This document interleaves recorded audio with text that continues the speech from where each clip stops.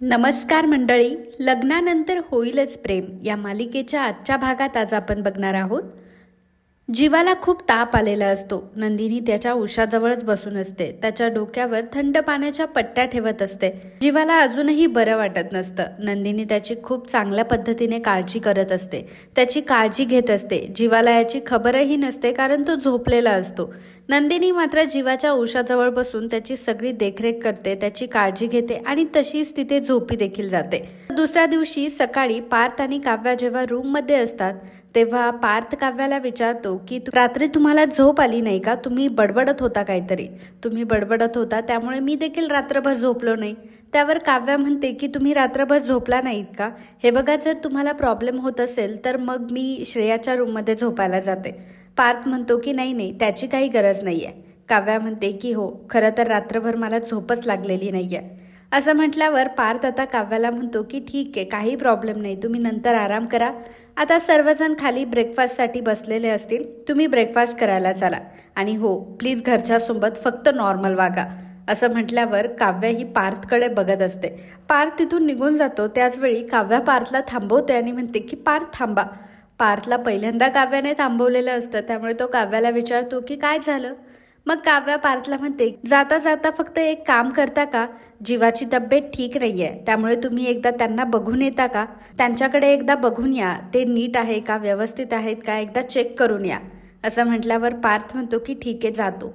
पार्थ आता जीवाला बघण्यासाठी जीवाच्या रूममध्ये येतो. पार्थ जेव्हा जीवाच्या रूममध्ये येतो तेव्हा नंदिनी ही जीवाजवळच झोपी गेलेली असते, म्हणजे बसल्या बसल्या झोपी गेलेली असते. कारण रात्रभर तिने जीवाची काळजी घेतलेली असते आणि तशीच तिला झोप लागलेली असते. पार्थ जेव्हा रूममध्ये येतो तेव्हा जीवा आणि नंदिनीला तो झोपलेला बघतो आणि मग तेवढ्यात तो निघणार त्याच वेळी त्याचा फोन वाजतो. आता त्याचा फोन वाजल्यामुळे नंदिनीला लगेच जाग येते. मग नंदिनी म्हणते की पार्थ तुम्ही? पार्थ म्हणतो की आय एम रिअली सॉरी. खरं तर मला तुमची झोपमोड नव्हती करायची, पण अचानक फोन वाजल्यामुळे तुमची झोपमोड झाली. Sorry, I am really sorry. Nandini म्हणते की नाही, अहो मला उठायचंच होतं आता, तुम्ही सॉरी काय म्हणताय त्यात. काव्या आता किचनमध्ये आलेली असते. त्याचवेळी तिथे मानिनी देखील असते आणि त्यावेळी मानिनी एका प्लेटमध्ये नाश्ता भरत असते आणि ज्यूस देखील ग्लासमध्ये भरून ट्रेमध्ये ठेवत असते. त्याचवेळी काव्या तिथे येते आणि मानिनीला म्हणते की मला ब्लॅक कॉफी करायची होती. तर मानिनी म्हणते की कर ना. मग काव्या पॅन वगैरे घेते. मानिनी तिला सांगते की हे बघ, इथे कॉफी आहे. काव्या आता कॉफी बनवत असते. त्याचवेळी तिचं लक्ष त्या भरलेल्या ट्रेकडे जातं ज्यामध्ये पोहे आणि ज्यूस ठेवलेला असतो. मग ती मानिनीला विचारते की हे तुम्ही कोणासाठी घेऊन चाललाय. त्यावेळी मानिनी सांगते की अगं, जीवाची तब्येत ठीक नाहीये ना, मी जीवा आणि नंदिनी या दोघांसाठी नाश्ता आणि ज्यूस घेऊन चालली आहे. कालपासून त्यांनी काही एक खाल्लेलं नाहीये, म्हणून त्यांच्यासाठी नाश्ता घेऊन चालले. असं म्हटल्यावर त्यावेळी काव्या म्हणते की हो, मलाही माहितीये. मग ती मानिनीला म्हणते की मी काय म्हणते, हे ताट तुम्ही माझ्याकडे द्या, मी त्या दोघांना नाश्ता देऊन येते. मग मानिनी म्हणते की नाही अगं नको, तू कॉफी बनवत होती ना. काव्या लगेचच कॉफीचा आता गॅस बंद करते आणि म्हणते की हे बघा, मी नाही बनवते कॉफी, द्या माझ्याकडे तो ट्रे, मी जीवाच्या रूममध्ये जाते आणि ताईला हा नाश्ता देऊन येते, तुम्ही अजिबात काळजी करू नका. खरं तर काव्याला जीवाला बघायचं असतं, जीवा नीट आहे का, व्यवस्थित आहे का, जीवाची तब्येत कशी आहे हे तिला जाणून घ्यायचं असतं आणि म्हणून ती आता तो ट्रे घेऊन जीवाच्या रूममध्ये जाणार असते. काव्या आता तिथून निघून गेल्यानंतर मानिनी विचार करू लागते की हिला अचानक काय झालं. म्हणजे या घरात आल्यापासून पहिल्यांदा काव्या काहीतरी काम करते. काव्या आता जेव्हा जीवाच्या रूममध्ये येते तेव्हा जीवा हा झोपलेला असतो. काव्या जीवाजवळ येते आणि मनामध्ये म्हणत असते की जीवा, अरे तुला असं बघता, अरे जीवा तुला असं मी बघते तर मला किती बरं वाटतंय. कितीतरी दिवसानंतर तुला असं शांत झोपताना मी बघते. सारखं मला असं वाटत होतं की तुझ्या जवळ यावं, तुझ्या जवळ बसून तुझी काळजी घ्यावी. खरं तर मी इतकी हेल्पलेस होते की माझी इच्छा असताना सुद्धा मी येऊ शकत नव्हते. निदान आज फार नाही तर माझ्या हाताने नाश्ता तरी तुला देईल, असं काव्याने ठरवलेलं असतं. त्याचवेळी नंदिनी अंघोळ करून तिथे येते आणि म्हणते की काव्या. नंदिनी काव्याला बघते आणि काव्याकडे येते. त्यावेळी जीवा सुद्धा आता नंदिनीचा आवाज ऐकून उठतो आणि समोर काव्याला बघतो. तो लगेचच आता उठून बसतो. मग नंदिनी काव्याला म्हणते की बरं झालं काव्या तू आलीस. अगं मी यांच्यासाठी नाश्ता घ्यायला खाली जाणारच होते. मग काव्या आता जीवाला विचारू लागते की जीवा, बरं वाटतंय ना तुम्हाला आता, जे झोप लागली ना तुम्हाला शांत. नंदिनी आता काव्याच्या हातातून तो ट्रे घेते आणि ज्यूस आता जीवाच्या हातात देते. ती काव्याला सांगत असते की अगं रात्रभरापासून खूप त्रास होत होता यांना आणि गोळ्याही घेत नव्हते, नीट जेवतही नव्हते. कसं तरी मी यांना हट्टाने गोळ्या दिल्या तेव्हा यांनी गोळ्या घेतल्या. मग जीवाला ती म्हणत असते की जीवा आता तरी ज्यूस तरी प्या. मग काव्य आता जीवाला विचारते की जीवा तुम्हाला बरं वाटतंय ना. असं म्हटल्यावर जीवा म्हणतो की काळजी करण्यासारखं काही नाहीये एवढं. नंदिनी म्हणते की असं कसं काळजी करण्यासारखं काही नाहीये. आणि नंदिनी काव्याला सांगू लागते की अगं आता हे असं बोलताय, परंतु तुला माहितीये 102 पर्यंत यांचा ताप होता काल. तुला माहितीये ना तू आजारी असल्यावर मी कशी तुझ्या डोक्यावर पट्ट्या ठेवायची, तसं रात्रभर जागून यांच्या डोक्यावर पट्ट्या ठेवल्यात मी. तेव्हा कुठेतरी यांना बरं वाटतंय आता. आणि मग ती जीवाला म्हणते की मी काय म्हणते, तुम्हाला पूर्णपणे बरं वाटू दे, मग आपण आईला भेटायला जाऊया. त्याच वेळी काव्या म्हणते की काही गरज नाहीये, मी जाते आईला भेटायला. असं म्हटल्यावर नंदिनी म्हणते की तू जाणार आहेस का. हे बघ, तू जर जाणार असेल तर मग मला काही चिंता नाही. तू एक काम कर, तू जाऊन ये. आणि तशीही तुझी आणि आईची भेट झालेली नाहीये. नंदिनी काव्याला विचारते की मग कधी निघतेस तू. तेव्हा काव्या चिडूनच म्हणते की आता या क्षणी लगेच निघते मी. काव्या खूप चिडलेली असते, कारण काव्याला ते बघवत नसतं की नंदिनी ताई आता जीवाची एवढी रात्रभर काळजी घेत होती, त्याच्या डोक्यावर पट्ट्या ठेवत होती आणि जीवा सुद्धा तिच्याशी काहीच बोलत नाहीये, तिला इग्नोर करतोय. या सगळ्या गोष्टी काव्याला सहन होत नसतात. त्यामुळे काव्या आता रागात नंदिनीला सांगते की बघ आता मी लगेच निघते. काव्या लगेचच आता तिथून निघून जाते. तडकाफडकी ती निघून जात असते, पायऱ्यांवरून खाली उतरत असते. आणि त्याच वेळी पार्थ हा बाहेरून येत असतो आणि त्याचं लक्ष फाईलमध्ये असतं. आता होतं असं की काव्य आणि जीवा दोघांचीही एकमेकांना धडक होते. तर काव्या म्हणते की काय हे, नीट बघून चालता येत नाही का, लागलं ना मला इतकं जोरात. त्यावेळी पार्थ म्हणतो की लागलं का तुम्हाला, बघू दे तुम्हाला कुठे लागलंय. मग काव्या लगेच म्हणते की काही गरज नाहीये बघण्याची, माझी काळजी घेण्यासाठी मी समर्थ आहे. काव्या आता तिथून निघून जात असते तेव्हा पार्थ काव्याला थांबवतो आणि म्हणतो की काव्या, एक गोष्ट माहितीये का तुम्हाला, अहो असं म्हणतात की टक्कर झाल्यावर पुन्हा एकदा टक्कर करायची असते, नाहीतर असं म्हणतात की डोक्याला शिंग येतात मोठमोठी. काव्या म्हणते की काय शिंग, जाऊ दे, आली तर येऊ देत शिंग. काव्या म्हणते की येऊ देत शिंग. तसंही काही आगाऊ लोकांना जर झेलायचं असेल ना तर शिंग आलेले बरं आहे. पार्थ म्हणतो की नाही नको, मला शिंग ते कसे दिसतील, नाही मला शिंग नकोय बाबा, त्यामुळे परत एकदा आपण टक्कर करूयात का. तेव्हा काव्या म्हणते की तुम्ही काय वेडे वगैरे आहात का, काय तुम्हाला टक्कर हवी आहे. अहो भारतातल्या टॉप 30 आर्किटेक्ट पैकी एक आर्किटेक्ट आहात ना तुम्ही, आणि काय ते तुम्हाला टक्कर हवी आहे. तुम्हाला टक्कर वगैरे मिळणार नाहीये, जा बरं तुम्ही कामाला. काव्य आता कॅब बुक करत असते आणि म्हणत असते की ही कॅब पण का बुक होत नाही आज, काय माहिती. मग पार्थ काव्याला विचारतो की तुम्हाला कुठे जायचंय का. म्हणते की काय. पार्थ म्हणतो की अहो तुम्हाला कुठे सोडू का, म्हणजे मी आता ऑफिसलाच चाललोय ना, तर जाता जाता तुम्हाला कुठेतरी सोडतो मी. काव्या म्हणते की काय हो, तुम्हाला माझी मदत करण्याची जास्तच हौस आहे का, मी तुमच्याकडे मदत मागितली का, मग कशाला पुढे करताय हो सारखे माझी मी जाईल. त्यावेळी पार्थ म्हणतो की बरं ठीक आहे, तुमचं तुम्ही जा, मग तुम्हाला जिकडे जायचंय तिकडे, माझं मी जातो ऑफिसला. तसंही कॅबवाल्यांचा संप आहे. मग काव्या म्हणते की काय, तुम्हाला कसं काय ही गोष्ट माहिती. पार्थ म्हणतो की अहो शपथ मला माहित नाही हो. तर काव्या म्हणते की काय तुम्ही पण, तसंही तुम्हाला काय माहित असतो नेमकं, यांना संप वगैरे करायची काय गरज आहे, संपावर जायची काय गरज आहे यांना. तेव्हा पार्थ म्हणतो की नाही हो, मला माहित नाहीये, कारण मी कॅब ड्रायव्हर नाहीये ना. कॅब ड्रायव्हर असतो तो माहित असतं मला सगळं, पण मी काय आहे, मी आता एक आर्किटेक्ट आहे. काव्या रागाने पार्थकडे बघते तेव्हा पार्थ म्हणतो की काय नाही, मला ऑफिसला जायला उशीर होतो ना, मी निघतो आता. पार्थ आता तिथून निघालेला असतो तर काव्या त्याला आवाज देते आणि म्हणते की पार्थच्या मनामध्ये मात्र लड्डू फुटत असतात. तर पार्थ थांबतो. काव्या म्हणते की पार्थ, मला माझ्या आईवडिलांकडे जायचंय, मला तिकडे ड्रॉप कराल का. असं म्हटल्यावर पार्थ म्हणतो की हो करतो की. काव्या म्हणते की बरं ठीक आहे. काव्या म्हणते की कराल का असं विचारलं मी. पार्थ म्हणतो की हो करतो मी. काव्या म्हणते की ठीक आहे, मी माझी पर्स घेऊन आले. काव्या जेव्हा तिथून निघत असते तेव्हा पार्थ आता पुटपुटतो की बरं झालं उशिरा का होईना बुद्धी आली. तर काव्याने ऐकलेलं असतं. काव्या म्हणते की काय पुटपुटलात तुम्ही. तेव्हा पार्थ म्हणतो की कुठे काय. काव्या म्हणते की नाही तुम्ही आता काहीतरी म्हटलात ना, आणि आता तुम्ही काय बडबड केली. तेव्हा पार्थ म्हणतो की अहो ऑफिसला जायचंय मला, तुम्हाला जायचं ना आई बाबांकडे तुमच्या, उशीर होतोय, जा बरं पटकन तुमची बॅग घेऊन या. काव्या आता लगेचच आतमध्ये जाते आणि तिची बॅग घेऊन येते. पार्थ बाहेरच असतो आणि तो विचारतो की चला मग आता निघायचं का. काव्या म्हणते की हो निघूयात. आणि मग त्याच वेळी तिथे आलेली असते वसुहत्या आणि रम्या. वसुहत्या म्हणते की काय एवढ्या सकाळी कुठे निघालात जोडीने. तेव्हा पार्थ म्हणतो की जोडीने नाही, मी ऑफिसला चाललोय आणि त्या त्यांच्या आईवडिलांना भेटायला चालल्यात. रम्या म्हणते की हो काव्या, तुला तुझ्या आईला भेटायचंय ना, तू म्हणत होती मागच्या वेळी, ठीक आहे तू जा तुझ्या आईवडिलांना भेटून ये, काही नाही तेवढंच फॉर अ चेंज. त्यावेळी वसू आत्या म्हणते की फॉर अ चेंज म्हणजे इथे काय हिला डांबून ठेवलंय का, आणि ही अशी कशी काय निघाली लगेच तिच्या माहेरी. विचारायचं असतं, एखाद्या जाऊला विचारायचं असतं, सासूला विचारायचं असतं की मी माहेरी चालले म्हणून, परवानगी घ्यायची असते, मग जायचं असतं. काही रीतीभाती माहीत आहे की नाही तुला. तेव्हा काव्या म्हणते की नाही माहिती मला, कारण मी काव्या आहे. काव्या तिच्या मनासारखं वागते. तिला जेव्हा जायचं असतं तेव्हा ती जाते, तिला जेव्हा यायचं असतं तेव्हा ती येते. कोणाला विचारून जात किंवा येत ती अजिबात नाही. आणि तुम्हाला यात नाक खुपसायची काही एक गरज नाहीये. आणि काय हो, तुम्हाला दुसरे कामधंदे नाही आहेत का की सतत नुसतं आपलं काळी मांजर घालून एखाद्याच्या मध्ये मध्ये यायचं. असं म्हटल्यावर वसू आत्या चिडते आणि म्हणते की काय काय म्हटलीस तू, मी आणि काळी मांजर. अगं बघितलं ना रम्या, ही मला काय म्हणते, काळी मांजर म्हणाली मला ही. वेळी आता पार्थ उगाच शायनिंग मारायला जातो आणि काव्यावर ओरडायला जातो की काव्या. असं म्हटल्यावर काव्या डबल आवाजात पार्थला म्हणते की काय.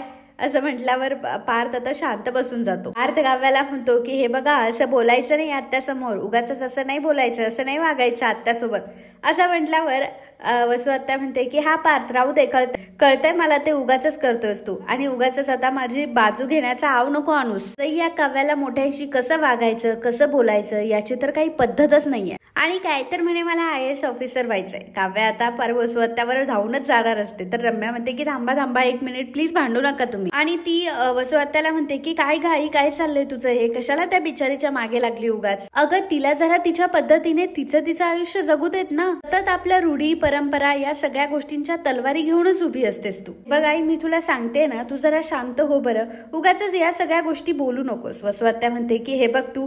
असं म्हटल्यावर रम्या म्हणते की आई अगं मी तुला सांगते ना, नको बोलूस काही तू. काव्याला सांगते की काव्या तू जा हा, तुझ्या आईला तू भेटून ये, हवं तर मी येऊ का तुझ्यासोबत. तेव्हा काव्या म्हणते की काही नको, काही गरज नाहीये, तू फक्त तुझ्या आईला कंपनी दे, बाकी माझ्या आईचा नको विचार करूस. आणि तसंही त्यांना सतत त्यांचं ऐकणारं कोणीतरी आजूबाजूला हवंच असतं, त्यामुळे तूच त्यांच्या आजूबाजूला राहा त्यांचं ऐकायला, कारण बाकीचं कोणी त्यांचं ऐकून नाही घेऊ शकत. त्यावेळी वसू आत्या चिडते आणि म्हणते की काय काय काय म्हणालीस तू.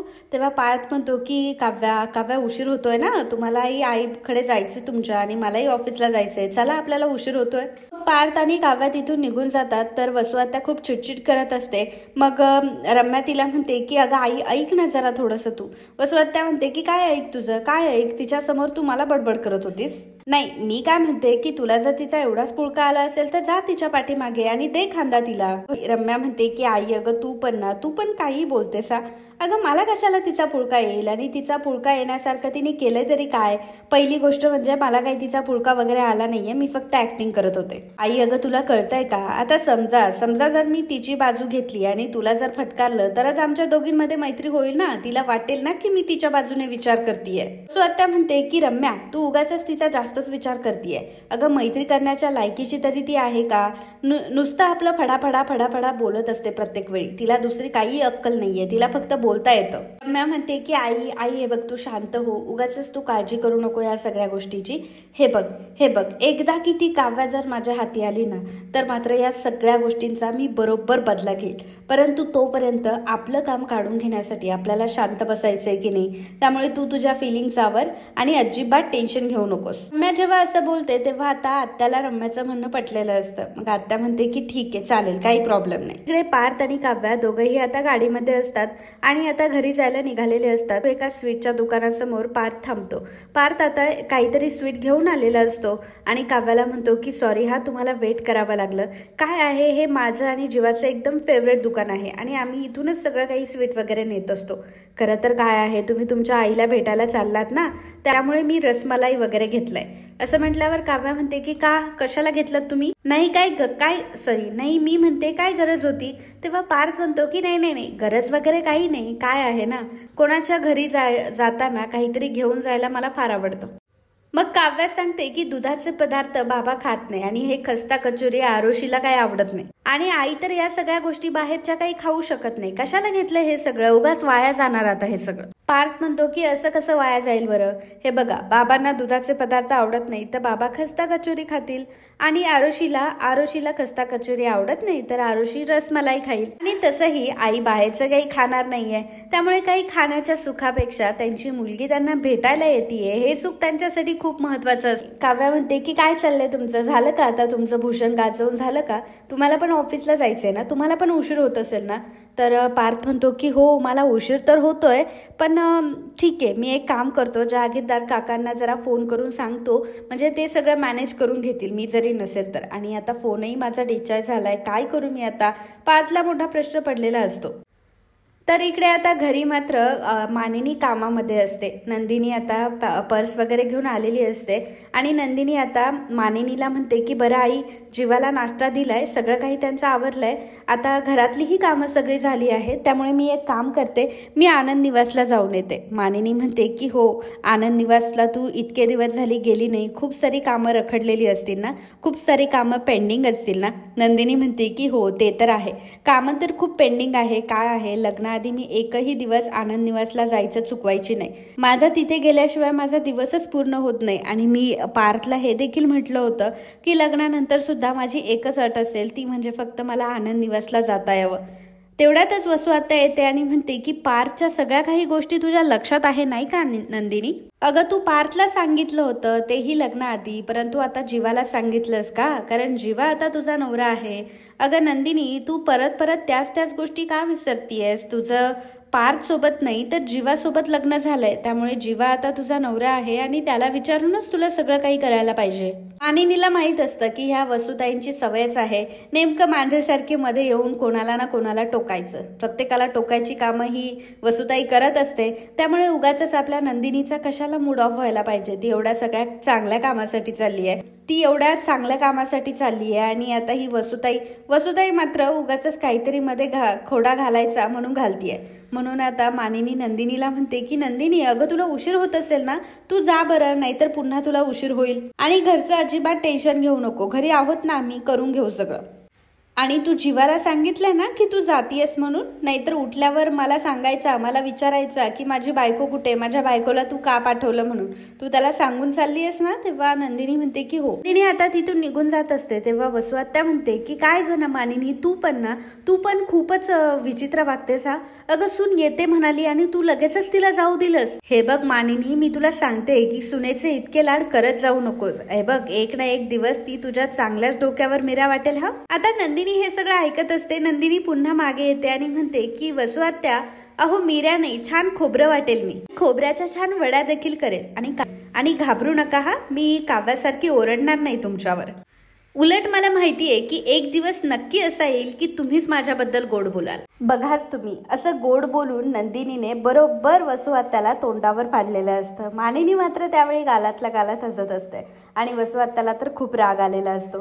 तर आता नंदिनी जी आहे ती रिक्षातून चाललेली असते आणि रिक्षातून ती फोनवर बोलत असते. काकूंशी ती बोलत असते आणि म्हणत असते की बोला सल्ला काकू, अहो मी आनंद निवासकडे जायला निघाली आहे. हो, मला माहिती आहे की मी लग्नानंतर पहिल्यांदाच आनंद निवासमध्ये चालली आहे. खरं तर मी सुद्धा खूप एक्सायटेड आहे, कामं सुद्धा खूप रखडलेली आहेत, ते सगळी कामं देखील होतील. अरे बापरे, केवढा तो उत्साह, मी येणार आहे म्हणून तुम्ही किती आनंदी झालात. नाही, रिकाम्या हाताने अजिबात येत नाहीये, पेढे आणते ना तुमच्या सर्वांसाठी.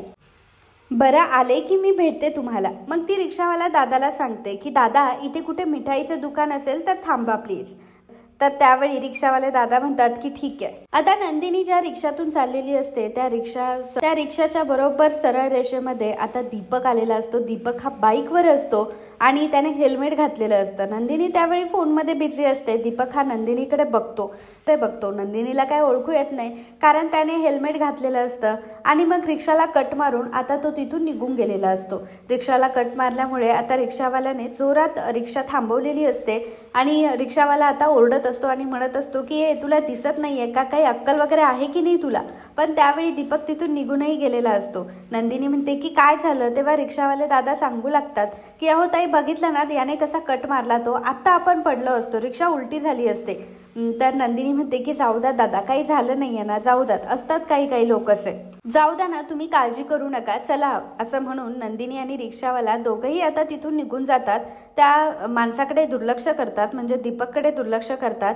तर जेव्हा रिक्षा निघून जाते तेव्हा दीपक हा रस्त्यावर येतो आणि त्याच्या डोक्यातलं हेल्मेट काढतो आणि तो म्हणत असतो की नंदिनी, मी परत आलोय, मी तुझ्या आयुष्यातून कधीही गेलोही नव्हतो आणि कधी जाणारही नाही. आणि आता जरी तू दुसऱ्याशी लग्न केलं असलं ना तरी सुद्धा तू माझी होतीच आणि माझीच असणार आहे. दीपक आता यावेळी खूप चिडलेला असतो आणि घडलेल्या गोष्टीबद्दल त्याला बदलाही घ्यायचा असतो आणि नंदिनीला पुन्हा आपलेचं करायचं असतं. त्याच्या चेहऱ्यावरून, त्याच्या एक्सप्रेशनवरून दिसत असतं की तो नंदिनीला आता चांगलाच त्रास देणार आहे, परंतु नंदिनीला याबद्दल काही एक माहीत नसतं. आणि मित्रांनो, आजचा हा भाग इथेच संपतो. पुढील भागात आपल्याला बघायला मिळणार आहे. तर पार्थ आता काव्याला म्हणत असतो की अहो, माझा फोन पण डेट झालाय आणि मला फोन करायचा एकदा ऑफिसमध्ये, म्हणजे मी त्यांना कळवतो जे काही आहे ते मॅनेज होईल, मला तिकडे जायची गरज नाही लागणार, पण माझा फोन ऑफ झालाय. काव्या, तुम्ही एक काम करता का, मला तुमचा फोन देता का, मी एकदा जीवाला कॉल लावतो. आता जीवाला कॉल लावतो असं म्हटल्यावर काव्या घाबरते, कारण काव्याच्या फोनमध्ये जीवाचा नंबर हा जीविका नावाने सेव्ह असतो आणि त्यामुळे पार्थला उगाच डाऊट होईल म्हणून काव्या आता घाबरते. काव्या पटपट तो नंबर डिलीट करायला लागते, परंतु त्याच वेळी पार्थ म्हणतो की अहो, द्या पटकन मला तुमचा फोन. मग काव्या आहे त्याचाच फोन देऊन टाकते. काव्याने जीवाला फोन लावून दिलेला असतो, त्यामुळे पार्थ डायरेक्टली फोन कानाला लावतो. जीवाला समजतं की काव्याचा फोन येतोय, त्यामुळे जीवा आता खूप चिडलेला असतो आणि चिडूनच आता तो म्हणतो की तुला एकदा सांगितलेलं कळत नाहीये का, सगळं काही आता संपलंय, उगाच त्याच गोष्टी परत कशाला घेऊन येते. पार्थ आता या सगळ्या गोष्टी ऐकतो. पार्थला तर मोठा धक्काच बसलेला असतो की हा जीवा असं का बोलतोय आणि आपलं आता सगळं काही संपलंय, नक्की याला काय म्हणायचंय. पार्थ त्यावेळी विचारतो की जीवा, अरे कोणाबद्दल बोलतोय तू आणि कोणाशी बोलतोय हे सगळं. तर आता पार्थचा आवाज ऐकून जीवा घाबरतो. तो विचार करू लागतो की काव्याच्या फोनवर दादा कसं काय बोलतोय, कारण जीवाला असं वाटलेलं असतं की काव्याच बोलते, काव्यानेच फोन केलेला आहे असं म्हणून जीवाने आता बोललेलं असतं. आणि काव्या आता खूप टेन्शनमध्ये आलेली असते. काव्यालाही मोठा प्रश्न पडलेला असतो की जीवा नक्की पार्थसोबत काय असं बोलला असेल की पार्थ एवढे शॉक झाले म्हणून. तर पार्थलाही मोठा प्रश्न पडलेला असतो की जीवा असं का बोलला की सगळं काही आपलं संपलंय म्हणून. आणि जीवालाही मोठा प्रश्न पडलेला असतो की काव्याच्या फोनवरून दादा का बोलतोय आणि आता या सगळ्याचं दादाने काही वेगळं मिनिंग तर घेतलं नसेल ना. तर मित्रांनो, आता पुढे काय होतं हे आपल्याला पुढील भागातच समजणार आहे. आणि आज जे काही घडलं याबद्दलचा ट्विस्ट एपिसोड ऑलरेडी आपण आपल्या चॅनलवर अपलोड केला आहे, त्यामुळे यापुढे काय होणार आहे हे तुम्हाला जाणून घ्यायचं असेल तर आपल्या चॅनलवरील ट्विस्ट एपिसोड नक्कीच बघा. आणि सोबतच आजचा हा भाग तुम्हाला आवडला असेल तर व्हिडिओला लाईक आणि कमेंट करायला विसरू नका. धन्यवाद.